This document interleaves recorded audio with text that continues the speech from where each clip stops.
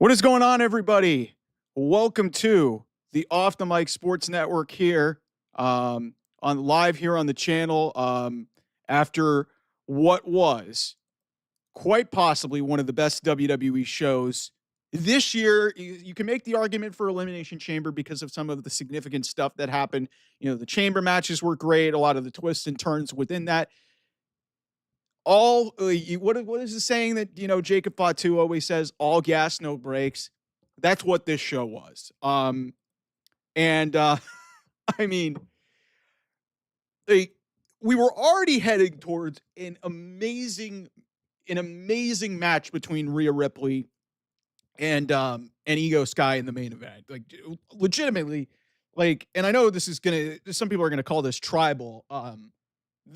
What those two women put together was like, everybody's going to talk about everybody is going to talk about Mercedes Moné and Toni Storm, and they had a great match at All In Texas. What transpired in that main event, and even at the front of the show, with let's not forget about Bayley, Becky, and Lyra in the opener for the IC title. But these women fucking killed it. We had the first ever female rep up in the history of WWE, in the history of wrestling, I think. I mean, at least on a mainstream level. Jessica Carr, shout out to you. Leads to a bunch of brawling on the outside. We think that Rhea's getting set up to win the match with the top rope riptide. Iyo hits a top rope Spanish fly, which looks sick. And then out comes Naomi, which I did not have on my bingo card whatsoever, after she got put through a table in a great match with Jade in the middle of this thing. Naomi, and some people are going to be like, this doesn't make... Who cares? WWE created massive headlines. Naomi makes it a triple threat. She cashes in. She pins Iyo Sky, the women's world champion, off of a split-legged moonsault in one of the genuinely more shocking moments that I can remember. And there's been some shocking stuff with the women. When Iyo won the championship, that was shocking. I did not see this at fucking all. And if you are here to tell me that you told me that you saw this, like, I know some people on the internet were like saying they need to have a cash in. I was like, well, Naomi's going to cash in on Jade, so how does that make any sense?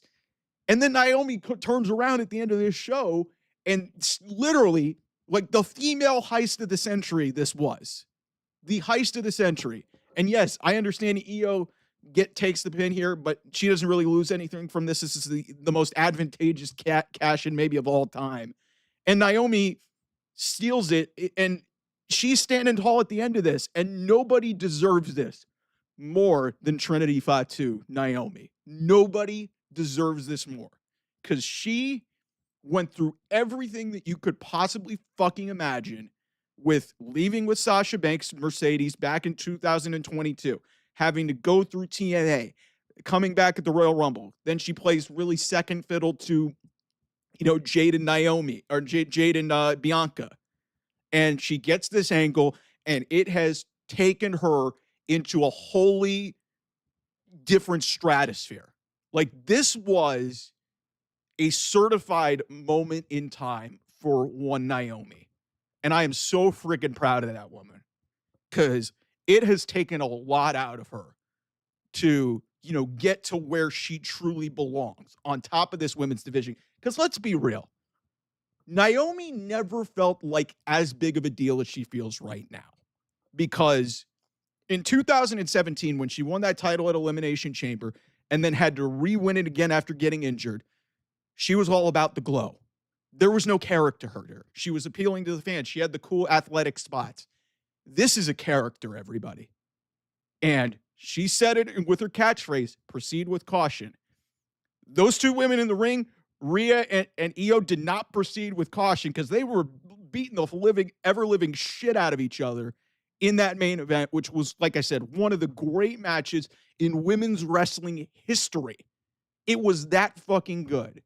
And to cap off a night where WWE needed to do something really, really spectacular and really special. And I knew walking into this, even with the limited build, that this was going to generate some buzz, because these women fucking killed it.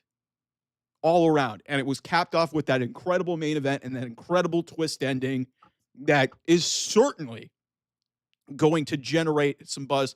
And then before we get knee deep into this review, this women's division is completely turned on its ear with what just happened in that main event.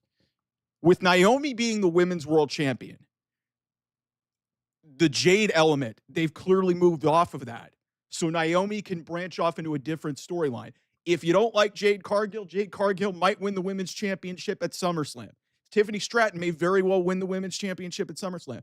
Jade could potentially win the title, and then we set the stage for whatever she's going to do with Bianca Belair. We could do that. Naomi is now out of the picture. She got closure with that, and she capitalized on an opportunity to go do something else.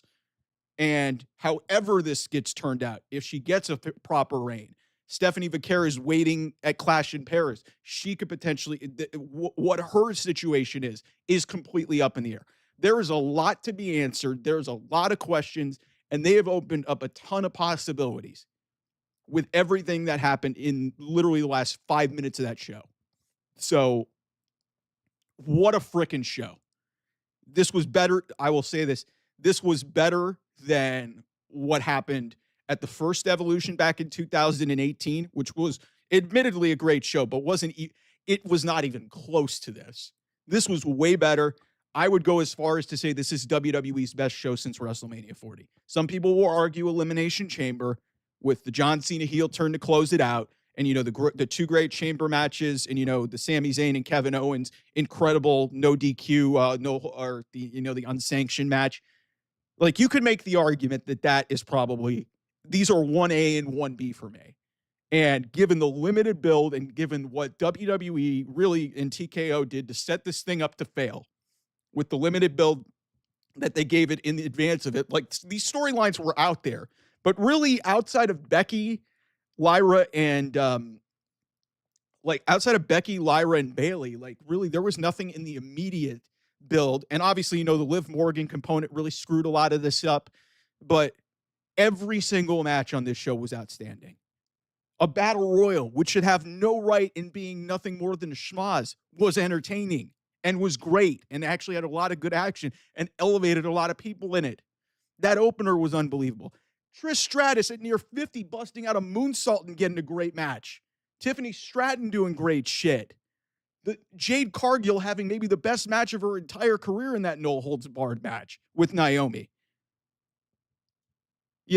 I could keep going on for days. The NXT match, people are going to forget about it. People are going to be critical of how it was kind of a passing moment, but Blake Monroe dominating the headlines, at least with that NXT Women's Championship match, and good for JC Jane getting a moment. Every single match on this show felt perfect and felt significant and, made this feel special. The crowd was unbelievable. And I firmly believe if they can do this this year, they can do it every single fucking year and give these women a showcase and actually give them more than 2 weeks to build it. And you could probably sell at least 10, 12,000 tickets. Women's wrestling is in as good of and healthy a place, especially in WWE, that you could do this every fucking year. That's what this that's what this show proved, and they stuck the landing with a shocking ending, with a deserving person getting it. If you're going to be one of these schmucks in the interweb and the internet sphere that are just going to tell me, it doesn't make any sense, guys, it's just fucking wrestling. Who cares? And I didn't see that coming. And good for Naomi. She deserved it. Like, seriously, man, this was an unbelievable fucking show. So the opener, also good to see Stephanie McMahon be a big part of the show. So Becky, Lyra, and Bayley opened up this show in just, man, there was the right moment. Like, everybody was talking about, yeah, you know what? Hey, maybe this should main event. They did the right thing by, having this go on first. Like, let's get real. If you were going to go with the ending that you had there, then this made the most sense to go on first. And like, holy shit, man. Like, the match work here, and, Becky Lynch, like, everybody wants to say Becky Hogan. This woman has elevated, and, Bayley has gone into the stratosphere back to where she belongs. And Lyra Valkyria feels about as important as she ever has, even in a loss here. But Becky Lynch, the end of this match, like there was manhandle slams, there was, the leg drop across both of them across the ring. I don't even they said the name of the move and I can't even remember what it's called, but it was just a crazy, like there was just a bunch of great neat tandem offenses. A lot of great saves. Bayley hits the rose plant. She goes to cover Lyra, and Lynch gets and Becky gets the smoothest looking backslide pin in a diving backslide pin that I've ever seen in my life. And this was a just incredible match to open this show. And Becky retains. I predicted that Becky would retain. I don't know who's going to take the title off of Becky if they're going to keep this going with Lyra and Bayley beyond that. But the crowd was unbelievable to open this show. They recognized the tax. They were cheering for Bayley. They even were cheering for Becky. And then obviously, they do the woo for Lyra. This was an unbelievable opening match. One of the better women's matches that you're going to see in all of 2025. One of the better women's matches you are going to see, just period. Like seriously, unbelievable stuff in this match to open the show. So then we get to I love that they showed a lot of significant people in the crowd. I know there was a story out about Kelly not wanting to be a part of this. She looked really bad considering some of the names that showed up here, but okay. And a lot of people were probably mad that there wasn't a lot of surprises, like involvement in terms of Paige. There was rumors there. Some people were half hoping for AJ Lee in that battle royal or some show up. We got the moment that needed to generate the buzz at the end. But, Ava's shown in the front row. Mark Henry was actually surprised at he was surprised at how much overreaction that he got. And then you hear, excuse me, Vicky Guerrero's there. I know a lot of people don't necessarily like Vicky Guerrero for some of the things that went on in her life. But it's good to see Vicky back in WWE. So then we get to the NXT Women's Championship match. It's JC Jane versus Jordan Grace. Really, this was a quick little match, but a lot of good action here. Jordan had a lot of good power offense. And then obviously what this came down to is the referee gets distracted a couple of times. Jasmine Nix ends up getting possession of the women's championship belt, and while the referee's distracted, Blake Monroe takes out Nix. She has the title. JC Jane shoots Jordan into the ropes, and Blake Monroe hits her in the back with the title. And the encore punch from JC Jane wins this match. Spoiler alert, I kind of knew that this was probably the direction that they were going to go in. It didn't help that TNA spoilers leaked and some idiots on the internet posted that JC Jane was still holding the NXT championship in a promo with Masha Slamovich. And it doesn't help that, hey, the NXT champion JC Jane is going to be facing Masha Slamovich at Slammiversary next week in a winner-take-all match. But, hey, a lot of people are going to be like, Blake Monroe turning on Jordan Grace. It's kind of undramatic. It kind of was a passing moment, but, listen, everybody who wanted to, and I know there's some idiots and some people, in my comments, who are trying to clamor for Blake Monroe is different than Mariah May. Guys, this is the same woman that has been ripping it up in Japan, ripping it up in Stardom, ripping it up in AEW. You knew where this was going. Blake Monroe was going to turn heel. We just didn't know when, but you got a pretty good tell when Blake Monroe was going to be involved in this match. She just pinned the women's champion. So if you wanted to make the argument, why wouldn't she, wait for Jordan to win the championship? Well, here's why. JC Jane, she just pinned JC Jane. So she's basically in her mind saying, you know what? Screw Jordan. I'm going to get her out of the way. I beat JC. I can go have a clear path to the title. And who knows? She might be the heel facing Masha Slamovich when they, possibly just meld the two women's divisions together, maybe in that effective unification match between TNA and NXT. So I didn't hate this. This was a really good match. Good for JC Jane to get an opportunity to really showcase herself on a big stage. A massive working weekend for her, working a couple of matches. Kind of fell off the face of the earth when Mandy Rose effectively got fired from WWE. And, obviously that whole situation was unfortunate. It sucks that Gigi Dolan isn't going to get an opportunity, and she's been let go. She had a lot of injuries, but JC Jane has been through it, man. And I'm glad that they gave her this title defense. It sucks for Jordynne Grace, but there's more story on the table for her. And we're clearly setting the stage for Blake Monroe to be the champion at some point this year. It never was going to work for her as a babyface long term. It was never going to work. So, given that, the average audience member probably doesn't watch as much NXT, this was a good showcase. And leading into the tag match, which we'll talk about in a second, this was fun. This was a good match. And like I said, Cole was wondering if it was accidental. Listen, a lot of people are going to be mad at Michael Cole for how he called that. Listen, you could see by Blake Monroe's facial expressions that she turned, and then obviously after the match, she just handed the title and walked away. And clearly we're going to get a feud with Blake Monroe and Jordynne Grace. Would I have liked for the whole muscle muffin thing to have been drawn out a little bit more? Sure. Because they did a similar thing with Toni Storm that dragged out for a long period of time. But let's be real. The Blake Monroe run on NXT is not going to last forever. She's going to be on the main roster next year. She will be in the Women's Royal Rumble. I feel that that's a fact. This woman's a star. They're not going to play around with her. Look at how quickly Stephanie Vaquer and Julia went through NXT after being big time, high profile free agent signing. The reason why they took their time with Roxanne Perez is because Roxanne Perez is 22 years old. They didn't need to rush her.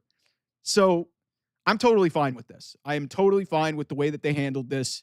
Hey, we'll see what happens with NXT moving forward. Like I said, that match between Masha Slamovich and JC Jane next week at Slammiversary in New York is going to be a big fucking deal. The fact that they're putting both those titles on the line. So,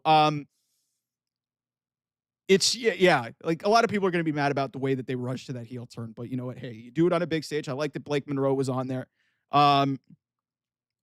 So then we get to the women's tag match, and so it's Raquel Rodriguez and Roxanne Perez, the Kabuki Warriors, Sol Ruka and Zarya, Sol Zarya, or what were they got?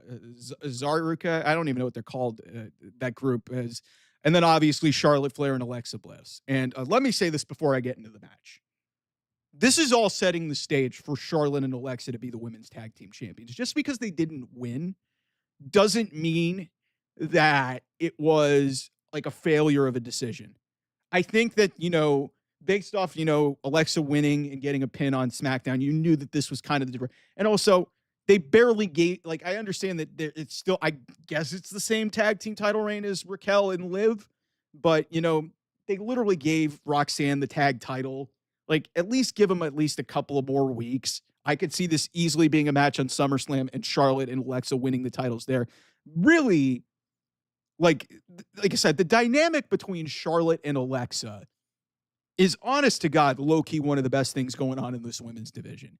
In a great women's division. Because Alexa Bliss has found a way to do something that has almost been impossible to do in nearly a decade with Charlotte Flair. And I've got nothing against Charlotte Flair. I think she's great.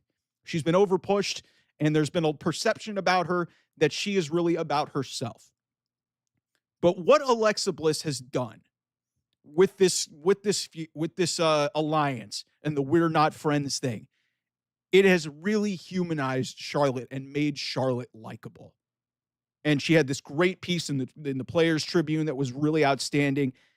We're finally seeing Ashley more so than Charlotte.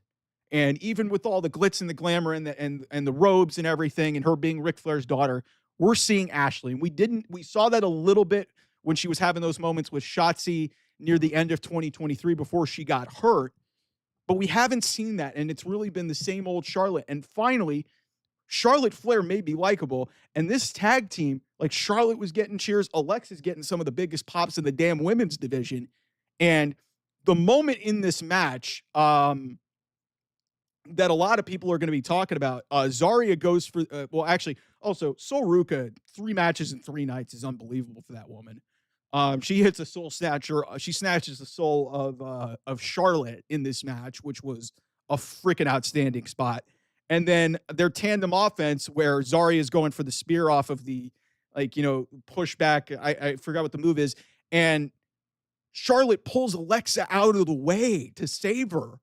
And Zarya takes out Sol. It leads ultimately to Raquel, getting the win with a Tahana bomb, and Raquel and Roxanne ultimately win this match. Very fun tag match, like really fun. All 8 women in this match fucking killed it. Great to see Asuka and Kairi just vibing. Those two are a lot of fun. Kairi is very unserious, so that was a lot of fun.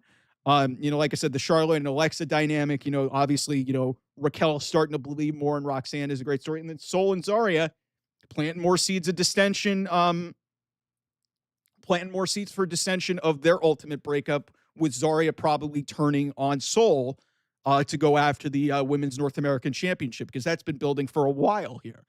So great storytelling, great tag team action. This women's tag team division all of a sudden feels actually relevant.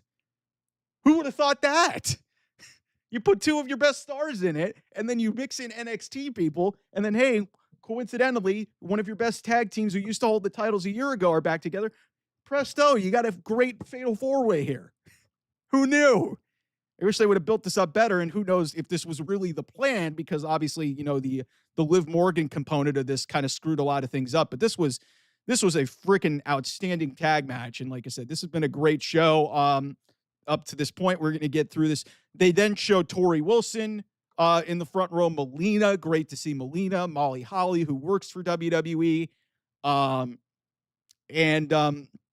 Yeah, so like I love those spots in the front row. It's not, they gave them hype videos, and the one thing I liked about this show, there wasn't a lot of ads, there wasn't a lot of like delays. Like they had these nice little video packages to hype up the show and hype up these matches and get in through everything, which was great. So then we get to Tiffany Stratton and Trish Stratus.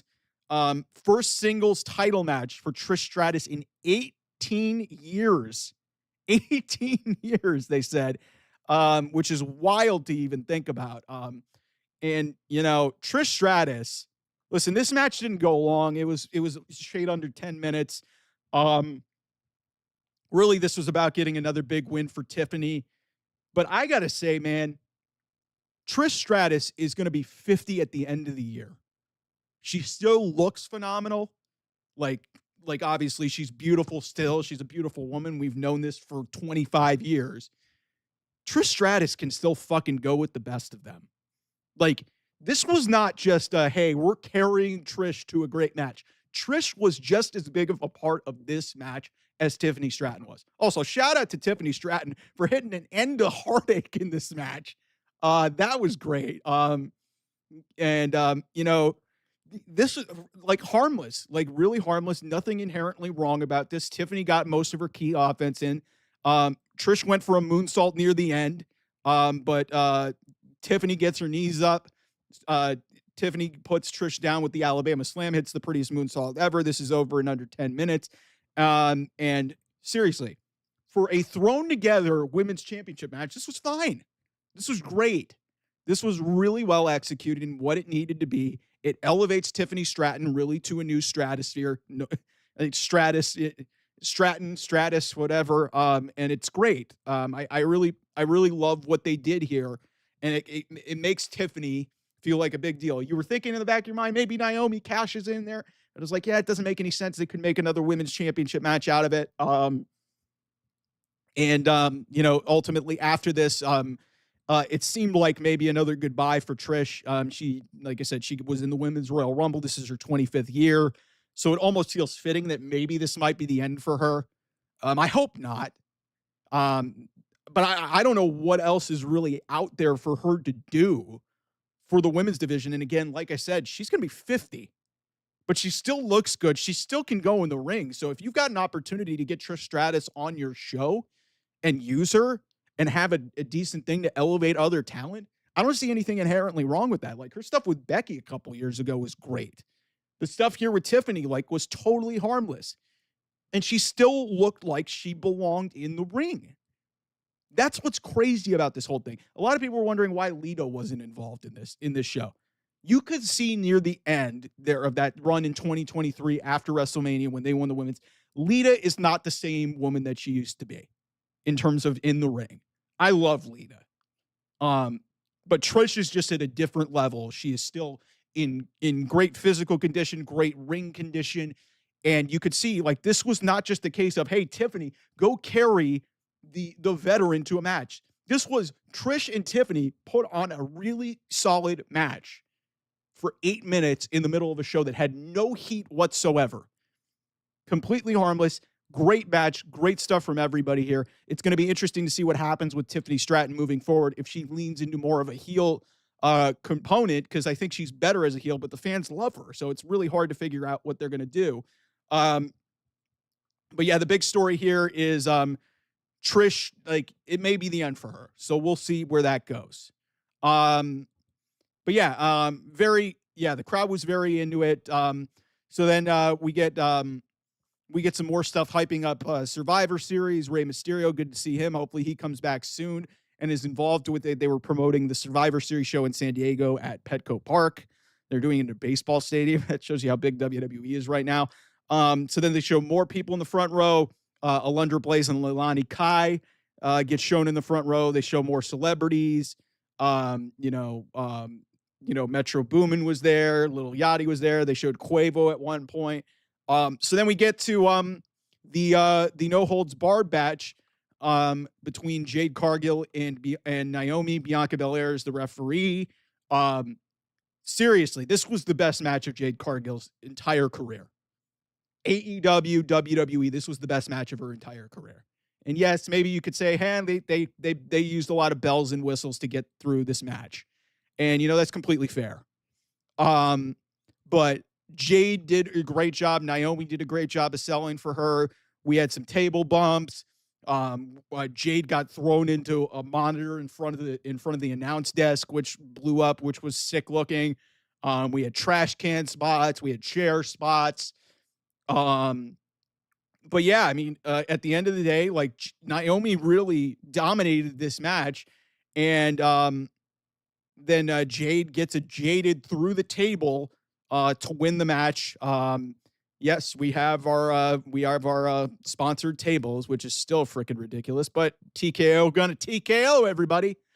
And hey, Naomi took a beating in this match. Jade took a beating in this match, but this was a good looking brawl and a good way to kind of, what we didn't know at the time was, okay, what we didn't know at the time, what this was going to be, and who knows how this was planned out, but we didn't know that this was really the end and the closure of this feud with Jade Cargill and Naomi. And that's really what this turned into, which we'll talk about when we get to the main event. But yeah, this was a great match. This was a really outstanding match that really over delivered. Given especially, like, I've highlighted a lot of the limitations with Jade. She's still working towards things, and, like, there are some drawbacks with her. She is a one of one in terms of her physique and her look, her wrestling. I don't think they go out there and expect her to be Iyo Sky or one of these other people. Like, she just comes across as a star. Her wrestling may not be at the top level of what you expect, but it works. We'll see how this goes and how they set up her match with Tiffany Stratton at SummerSlam, because that's going to be an interesting little sell that they're going to get there, because Tiffany is very inexperienced in the ring. She's only been doing this for a few years. Jade's kind of very inexperienced too. Neither one of them is really a ring general. So it's going to be interesting to see how they build to this, and it's going to be interesting to see how they get there. But Jade needed to get that win. Jade may very well win the championship at SummerSlam, and when Bianca Belair is ready to come back, she can ultimately they get to whatever they want to do with the two of them. because clearly what they did in the main event tells you that Naomi is going to be a fixture on Raw moving forward because she's the women's world champion. Spoiler to anybody who didn't watch this show and you're joining us here on the review. For those people wondering, they're doing a gauntlet match on Raw tomorrow night to determine who's going to face Gunther at SummerSlam. Listen to this field. CM Punk, Jey Uso, LA Knight, Penta, and Braun Breaker are going to be in a gauntlet match to determine who faces Gunther. Listen, a lot of people are going to be dreading to the point of, hey, maybe Jey Uso's not winning. To me, it's going to be Punk or LA Knight. There's an outside chance at Penta because they've been presenting Penta very well. I know this is a women's review, but just so you guys know, that is happening on the Raw following Evolution. Then we get to the women's battle royal. They gave every woman an entrance. I guess like there were some weird spots during this where they went away and they abbreviated things. I think what happened here is if you had the ad-free version like I do in my house for Peacock, they just blacked out for a second and then they came back. So maybe it was just like a quick like 10-second ad. You people who are watching on like, on like the lesser versions of Peacock could tell me, hey, maybe this is what happened.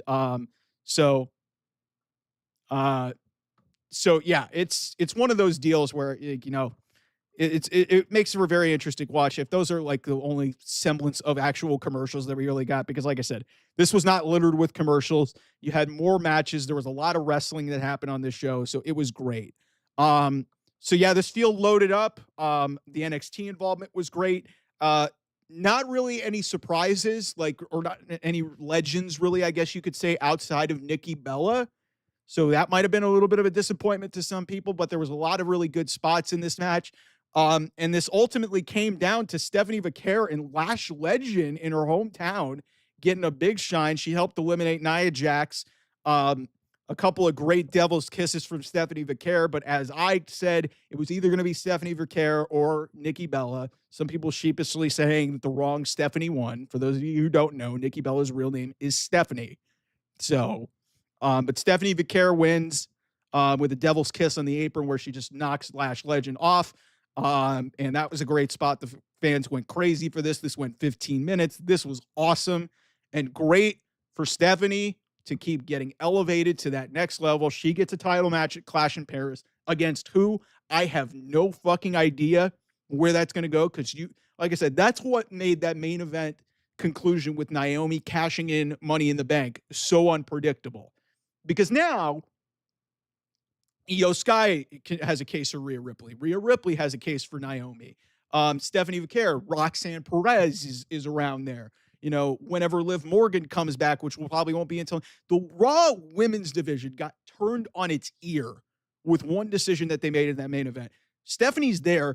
Does she go after Naomi? Because I could easily make the case that, hey, and a lot of people may not be happy if Stephanie beats Naomi at Clash in Paris, but listen, Naomi got her moment. She could potentially have a short little title run, and we could get to Clash in Paris, and Stephanie gets the women's championship. Because let's be real, Stephanie is fucking over as shit. And then she had a really heartfelt moment in the ring with Stephanie McMahon, where she basically said English isn't her first language and wrestling is. And that was a fucking great line. Even for somebody who's from Chile and really has not had a lot up until about last year, didn't have a lot of mainstream American exposure. This woman had just completely changed the game. I would not be surprised in the slightest if she's the women's champion after Clash in Paris. Against who? I have no idea. And listen, if you Naomi fans are going to be mad, like I would not, Naomi potentially facing and having some sort of a feud and maybe being the one to pass off the title to, not all title, like I said this about Jey Uso. Jey Uso's title run was fine. Okay, we'll see how this goes. I hope Naomi does get a long run. But if they recognize that they've got a freaking lightning in a bottle in Stephanie Vaquer, they've got to crown her. And I think that's a real possibility that they do that in Paris. Like I said, I don't know where they're going to go with this. But that was a great moment. I loved what they did for Lash Legend in this match. A lot of the women, I mean, friggin' Lola Vice and Nikki Bella did the whole the whole dance that they always do, showing off their butts, and that's going to probably break the internet like the devil's kiss for Stephanie Vaquera. But this was a really fun battle royal. This was a really fun match. And there were stories within it, like, hey, Chelsea Green getting into it with Nikki Bella, and Nikki Bella, maybe that's what Nikki Bella is doing, and I would love that for Chelsea. If they want to do that, like, that could be interesting. It's Alex, actually, I'll address this in a second. Alex, you said something in the chat that actually would have actually been very interesting if they wanted to do that too. But still, like I said, the moment itself in that main event was unbelievable. And they absolutely do love Lash, because it sucks what happened to Jakara Jackson, who I love. But they clearly made that move to elevate Lash, because she, from a physical perspective, is a very dominant woman, very athletic. She's been in the NXT system for a while. Initially, when she started, she was just a personality and she couldn't wrestle. She has really molded herself into something big. And if they can get her into the right frame, you could think of her in the same realm as a Bianca Belair or a Jade Cargill, or one of these performance, or one of these, like, everybody talks about diversity in WWE and, like, Triple H. Some people say Triple K, which I don't even fucking understand, especially considering how this main event went. Hey, and we've got the Queen of the Rings, an African-American, now the women's world champion's African-American. Like, it's just, and another thing that is not off the table, here, because, I mean, they could, guys, this is wrestling. They could very easily have Jade Cargill basically say, fuck it, I'm going to go challenge for the women's world title because I fucking hate Naomi, and I've beaten her a couple of times. Why not go after her? Because what history does she have with Tiffany Stratton? That's not off the table either. So just spitballing here as we go through it here on the post show. Thanks, everybody, for the live chat stuff. Super chats are also open as well here. Thanks, everybody, for thanks, everybody, for joining here on the live show. This has been fun, man. Like I said, it's really great to see women's wrestling at a level that I don't think it's ever really been in the grand scheme of things, because it's just, you love to see women get the showcase. And the one thing that I'll say before we get into this main event is I hope that at a certain point that, this women's division gets, like, the shine where they can actually showcase a division on, like, a better level where they can make this feel more like a WrestleMania. Because it doesn't, my problem with the two evolutions that have happened since they've reiterated this whole thing, and they've had, and they've started this thing, is that, they've been very forced builds, and it's very obvious what WWE was trying to do in, counter programming AEW and taking the headlines away from AEW and loading up a weekend with content with 3 different shows on it.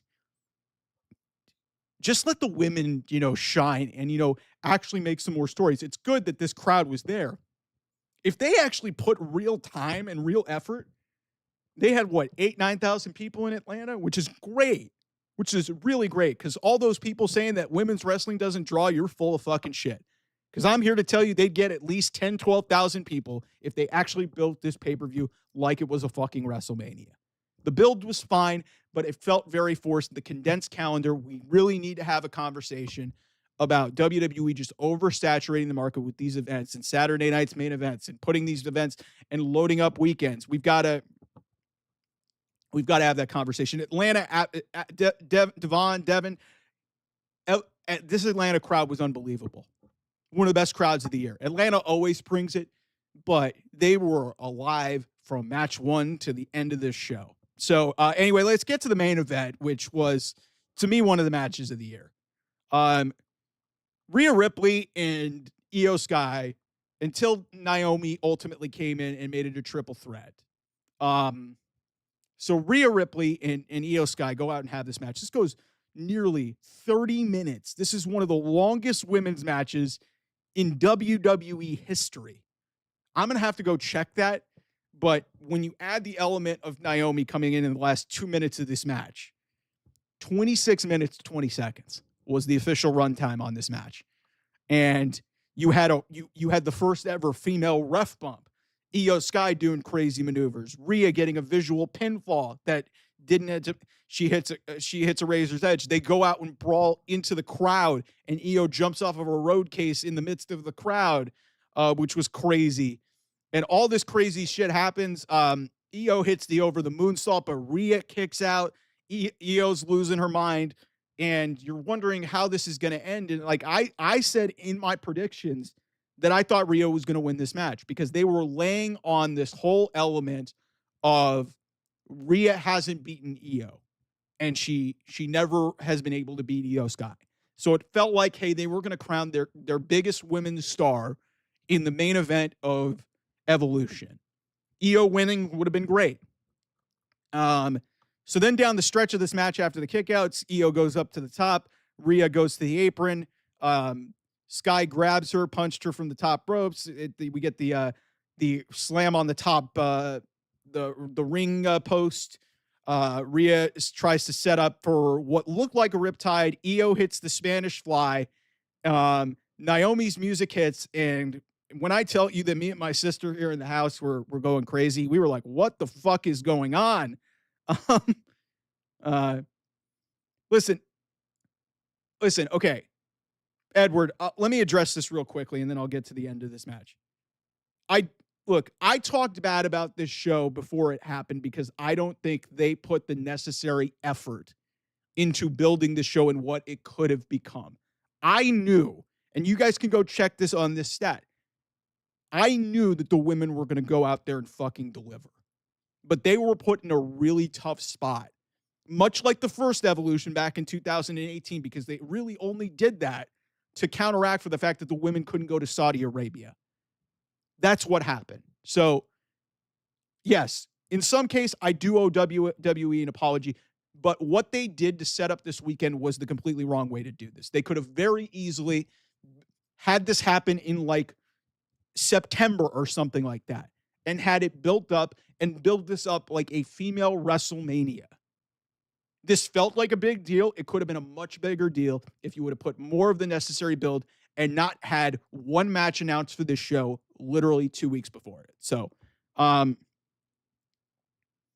it was a terrible build. It was not a great build. Really, the only match that happened that really had a significant and substantial build in advance of this show was Lyra, Becky, and Bayley. That was the one. Rhea and Iyo was set up with a challenge. Tiffany and Trish was set up on a challenge. Obviously, the Liv Morgan thing really hurt this. We'll never know what happened there. What this shows is if WWE actually puts effort into this and doesn't have to rely on the women to go out there and kill it, they could create one of the most amazing shows, even better than what we got. Because like I said, the build, you had build like stretch out over this, but it was like in passing. And like I said, when your main event is basically hinged on a challenge, and yes, there was story there, that was my whole issue with this. So anyway, let's get back to the main event of this. So obviously the Spanish fly happens, looks great. And then Naomi's music hits. She comes out to the ring with her nose taped up, with her ribs taped up. And she goes over to the ref. It cashes it in. You're like, oh, maybe Jade's going to come out. And Jade didn't. They rang the bell. It's officially a triple threat. Naomi hits Iyo with the briefcase on the floor. She enters the ring. She runs Rhea into the ring post, gets her out of the ring. She hits a split-legged moonsault on Iyo and pins the women's world champion, Iyo Sky, to win the women's world championship in a fucking shocking moment of all shocking moments. This is, to me, one of the most shocking cash-ins maybe in WWE history. Because nobody in their right mind, be honest with me, And I know people like JD from New York, who's doing his live show right now, who I have a lot of respect for what he does in the community. He has his own community. He said they need to do a cash in to create headlines. I was like, how the fuck are they going to do that? Because, you know, they're clearly setting the stage for Naomi to cash in on Jade Cargill at SummerSlam. That clearly was what we were looking at. It seemed like the story was set there for that to happen. And Triple H zigs where we zag, or he goes the other way, and Naomi seemingly ending whatever that was with Jade. There's closure there, and like I said, they could totally go to this, and Jade could say, you know what, because they never really announced. We sort of assumed because they've done promos with Jade and Tiffany, but this was a swerve of all swerves. If you had this on your bingo card, you are fucking lying to yourself. Nobody had Naomi ending this pay-per-view with a cash-in and winning the women's world title. And neither Iyo Sky or Rhea Ripley walks out the women's world champion. And as I said at the top of the show, this completely changes the game for the women's division because you have so many different elements out there. You have Jade trying to figure out what she's doing at SummerSlam. And now we thought we were going to have that feud continue. What does Jade do now? That's still out in the open. You've got Naomi.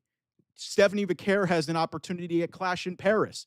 Like, you have nobody idea. You have no fucking idea what is going to happen with. You have no fucking idea what's going to happen moving forward with this women's division. And that's why I love this decision, because it creates so many possibilities. If you're one of these schmucks who are probably AEW haters, who are going to say, this makes no sense. Why didn't she wait there? She waited, and, you know, obviously her getting thrown through a table. I mean, maybe like, but I honestly thought, hey, Tiffany walking out with the title, like because here's the thing. Naomi had history with both Tiffany and Jade. So the cash in at SummerSlam, and Michael Cole even pointed this out on commentary, where he was basically saying, hey, like talking about, hey, everybody sort of assumed that she was going to go after Jade Cargill or was going to go after Tiffany Stratton. And because there had been no hint whatsoever. And this is what, and everybody's going to point out to me that, like, Mike, you were kind of against the whole idea of Seth Rollins cashing in on Goldberg if he won. Part of that was because I didn't think Goldberg was going to win. And also, even if he won, he was not going to leave without the world title, like if that was the case. So I'm fine with this because, for one, a talent that deserves it in Naomi wins the world championship, which is fucking awesome. It also just totally, everything that you thought you knew about women's wrestling going into this show, and everything you thought, because everybody's like, Rhea's going to win, Rhea Hogan, Rhea this, Rhea that. And I thought that there was a possibility they might have Iyo win this. And especially when the ref bump happened, I was like, and somebody else said this in the chat earlier on, where I give credit to you, Alex, for basically saying they should have had Naomi come in and replace Jessica Carr to make her the ref, and then have Naomi cash in, making Bianca have to do the 3 count, or whether this was just like a cahoots thing. That could have been a neat little twist to this as well. But I think what this does is it basically sets off the whole elements of Naomi is now the women's champion. I think she's going to be away from Jade. And I mean, there's still the element of possibility that maybe Jade ultimately challenges Naomi at SummerSlam, which you could see. But now, thinking with the way that they pieced this together, that almost seemed like closure for Jade. So, but does she change her mind? But does she say, hey, I don't like Naomi, fuck her, I want to go beat her for the women's championship? Maybe that happens. I don't know. I don't know where this leaves Rhea Ripley. She's still chasing the title. So all you schmucks saying that she's Rhea Hogan, fuck you. Fuck you. She lost. Granted, she didn't get pinned. She lost. And Iyo Sky, you know, it sucks that her title run was not what it should have been. This was only her 3rd title defense since she won the title back in March. So that's disappointing, but still one of the best professional wrestlers in the world. And to me, from the minute that match started to the cash-in to the conclusion of that match, that's one of the best women's matches in WWE history. It's one of the best matches this weekend. And credit to WWE. They delivered a outstanding women's pay-per-view that rivals any show top to bottom with men in it. The women fucking killed it tonight. So anybody who is against women's wrestling saying it won't draw, I challenge WWE to do this show every single fucking year. They should absolutely do this every single fucking year. And, do it and show to their audience that they are fully invested in women's wrestling. Because you can put on a show like this, but if you put a substantial build into it like a WrestleMania, this could feel like a women's WrestleMania, and it could rise to the point of, hey, we're doing all women's shows every single year, and maybe you could do a couple of them a year. Maybe that's too much, but who knows? But to cap it off with the way that they did, that generated headlines, and that's going to take away from all the good that AEW did. They didn't need to do Saturday night's main event. You could have just done Evolution and built to it rather than oversaturating the whole fucking weekend. And you could have actually built to this show. If I'm being completely critical of this pay-per-view and this premium live event, you could have made this standalone on its own weekend. But it was all about creating headlines, and it was all about taking away from the competition. I understand that this is all about competition at the end of the day, but you really set up your women to fail. And they went out there and bailed you the fuck out. They bailed you the fuck out. Because this women's division is as talented as any in the entire wrestling industry. So, top to bottom, as I said, as Jacob Fatu would say, all gas, no brakes. By the way, happy for Jimmy Uso, man.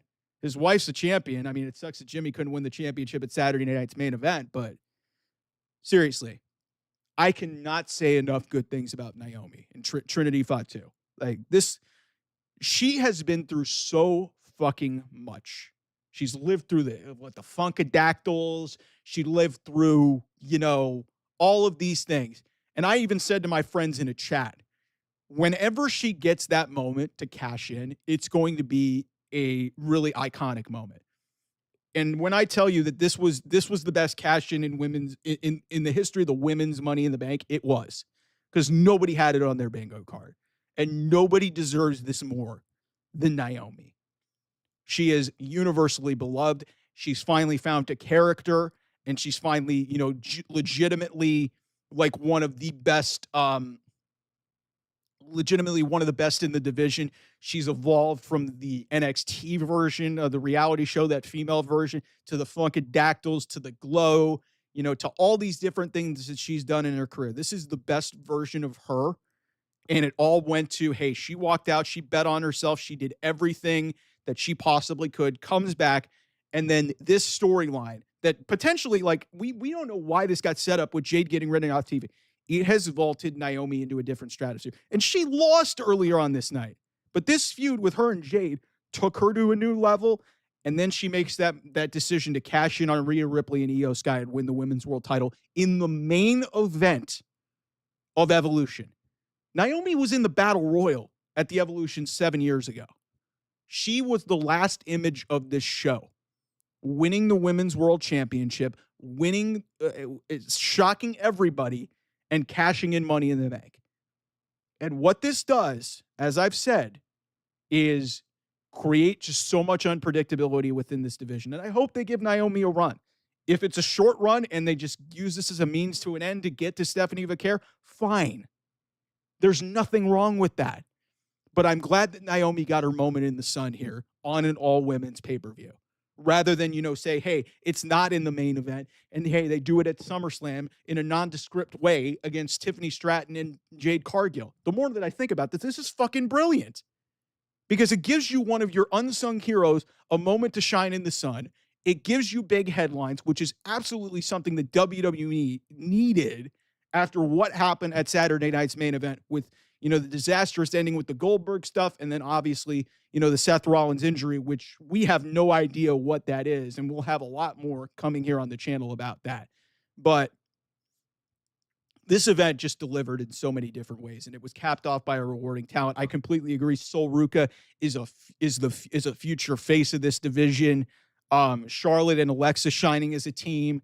That opener was unbelievable. The NXT women showed up and showed out. Blake Monroe gets a big stage to do whatever the Stephanie Vicaire getting a big moment. The no holds barred match was great. Tiffany and Trish, for as poorly built as that match was, Trish Stratus damn near 50 was fucking great. So anyway, I've been going at this for almost an hour. Thanks everybody for hanging with me here on the post show. Hit the subscribe button, please. Notifications. We get a lot of great stuff coming out daily here, wrestling and sports related. The Twitter handles are up there in the corner. Go follow us on Twitter, X, whatever you call it. I'd really genuinely appreciate it. I love the interaction. The women in a lot of ways kind of did save WWE this weekend, because Saturday night's main event wasn't bad, but the headlines were not great, and AEW really was owning a lot of the headlines. So to deliver this show and then stick the landing with the way that they did, shout out to WWE, Triple H, and everybody involved. And what I will say before I go here, please invest in women's wrestling, make these shows feel bigger, spread out your calendar, and not be forced to do anything related to, and not be forced to condense builds and do this over 2 weeks. You did a great job here, and your women really helped bail you out. Invest in this, really, go all out with your women and make this something even bigger. And I hope that they do this on a yearly basis moving forward, because this really, like I said, the first Evolution was great. One of the best pay-per-views in 2018. This was easily better than that one. And it was probably, I'd say, 1A and 1B with Elimination Chamber as the best WWE show that they've done since WrestleMania 40. So, it's your move, WWE. Stop with this TKO bullshit and stop doing this crap that's going to, create hey, let's oversaturate the market. Let's do every event possible. Give this a standalone weekend. Announce it like you would for Survivor Series. I'm not saying do it in a fucking stadium, but announce it months out and build to it rather than just announce it on a random weekend, the same weekend as your competition is having its biggest show of the year. You're setting your women up to fail, okay? So that's my message to you guys. Thank you. You guys were great in the chat. I appreciate it. A bunch of views here on the channel. Hopefully hit those likes. And, like I said, hit the subscribe button. I really genuinely appreciate it. You guys have been a really great crowd here. Thanks so much, everybody. This has been a live edition of Off the Top Rope here on the Off the Mic Sports